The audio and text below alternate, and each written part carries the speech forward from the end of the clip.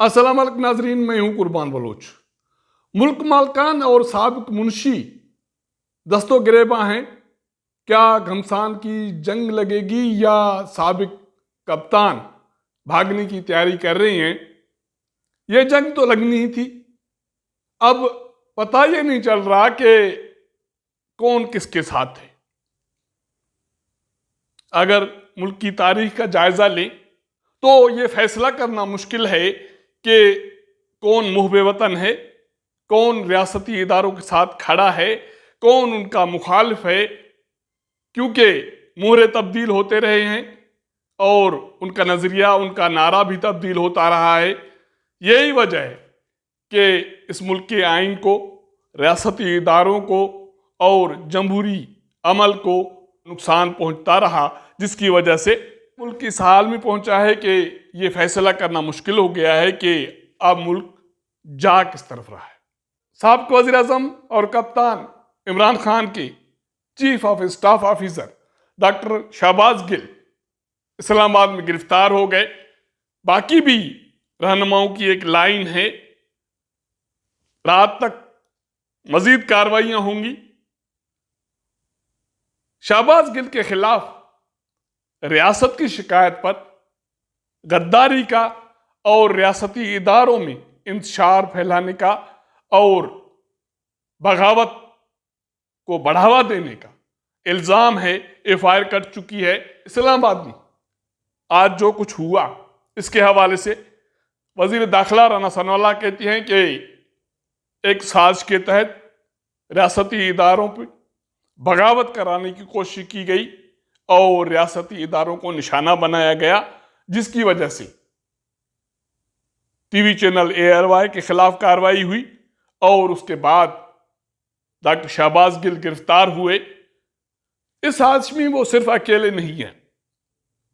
वो कहते हैं कि इमरान खान ने बाज़ाब्ता एक इजलास मुनक़द किया, उसके बाद ये जिम्मेदारी साबिक वफाकी वजीर फवाद चौधरी और शहबाज गिल को दी गई कि रियासती इदारे पर हमला करना है, वहाँ के जवानों को बगावत पे उकसाना है। तो ये जिम्मेदारी शहबाज गिल ने ली और वो चैनल पर चले गए और वहाँ लिखा हुआ बगावती बयान पढ़कर सुनाया, जिसके खिलाफ कार्रवाई हो गई है।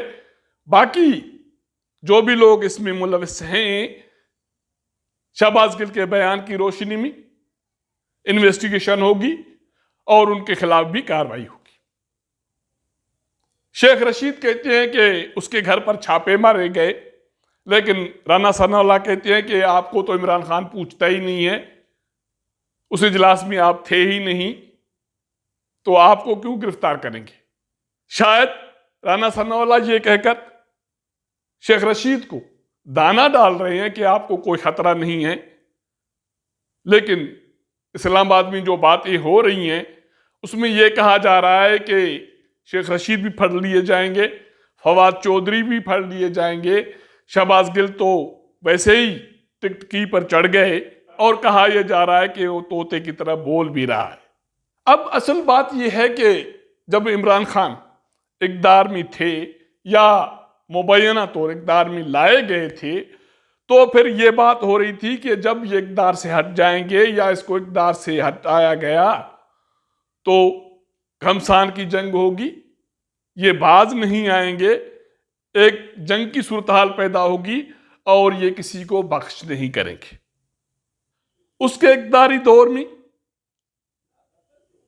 एंटी PTI या एंटी PTI नैरेटिव जो भी मीडिया के इदारे थे वो निशाना बने, वो GO हो या कोई और इदारा हो। एंकर पर्सन पे पाबंदी लगी तो उस वक्त भी तहरीक इंसाफ वाले यही बयाना बेच रहे थे कि रियासती इदारों के खिलाफ साजिश हो रही है, उनको बदनाम किया जा रहा है, उनको कमजोर किया जा रहा है, तो इसलिए यह कार्रवाई जायज है। अब यही नैरेटिव एंटी PTI वाले बेच रहे हैं। उनका यह कहना है कि इमरान खान ने अपने साथियों के साथ मिलकर रियासती इदारों के खिलाफ साजिश की। वो मुसलसल पिछले 4 माह से रियासती इदारों के सरबराहों के खिलाफ बात कर रहे हैं और अब तो हद हो गई है कि वो इदारों में बगावत की तरगीब दे रहे हैं, तो अब माफी नहीं होगी। शहबाज गिल के खिलाफ जो एफआईआर कटी है उसमें उसकी जमानत के इम्कानात बहुत कम हैं और रात किसी वक्त भी मजीद गिरफ्तारियां हो सकती हैं। अब बात यह है कि ये जो हमारे सियासी जमातें हैं, सियासी रहनुमा हैं, आखिर हैं किसके साथ? पीडीएम, मुस्लिम लीग नून, कल की बात है वोट को इज्जत दो नारा, इमरान खान को जबरदस्ती इक़्तिदार में लाने का इल्जाम और सियासत से दस्तबरदार होने के मुतालबे होते रहे। वो किसके लिए होते रहे? किससे ये मुतालबे किए जा रहे थे? अब वही जमातें इक़्तिदार में आ गई हैं, तो अब उनको ये ख्याल आ गया है कि इस रियासती इदारों का तहफ़्फ़ुज़ आइन का तहफ़्फ़ुज़ है, पाकिस्तान का तहफ़्फ़ुज़ है, तो इसलिए उनके साथ खड़ा होना है। जब इमरान खान इक़्तिदार में थे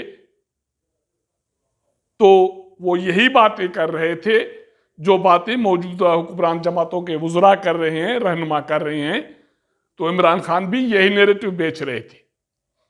अब वो इक़्तिदार में नहीं है तो ये मुतालबा कर रहे हैं कि न्यूट्रल्स ने उसका साथ नहीं दिया, जिसकी वजह से उसकी हुकूमत चली गई। उनके और उनके कारकुनान के खिलाफ गैर कानूनी, गैर आईनी कार्रवाइयाँ की जा रही। आखिरकार शहबाज गिल गिरफ्तार हो गए। इस्लामाबाद में ये बातें हो रही हैं कि ये कार्रवाई कल रात होनी थी और यही बात मुराद सईद भी कहती हैं कि कोई अनहोनी होनी थी बनी गाला के हवाले से, लेकिन हमने खबरदार किया कि इमरान खान रेड लाइन है। इतलात ये हैं कि इमरान खान को उनके लोगों को खबरदार कर दिया गया था कि अब हद हो गई है, आप लोगों ने रेड लाइन क्रॉस की है, अब कार्रवाई होगी, बेहतर यह है कि इस्लामाबाद से भाग जाओ। इमरान खान ने पहले मरहले में भागने का रास्ता ये अख्तियार किया कि 13 अगस्त को जो इस्लामाबाद में जलसा होना था उसको लाहौर मुंतकिल कर दिया, लेकिन उसके बावजूद इमरान खान को, तहरीक इंसाफ को माफ़ी नहीं मिली।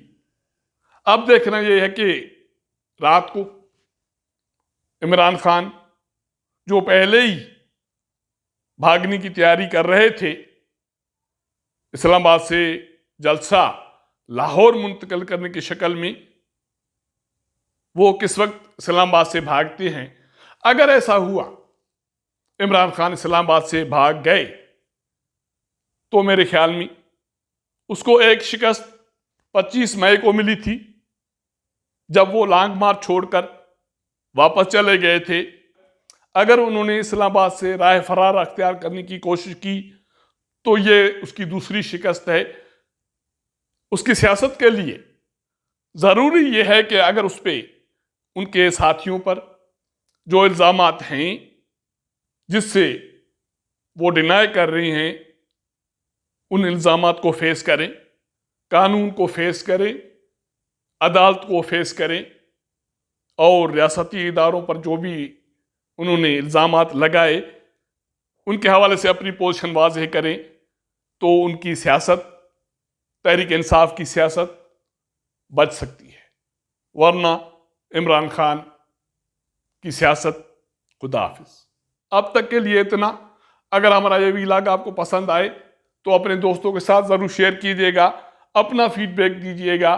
आपके साथ मुलाकात करेंगे अगले प्रोग्राम में, तब तक इजाज़त दीजिएगा। अल्लाह हाफिज़।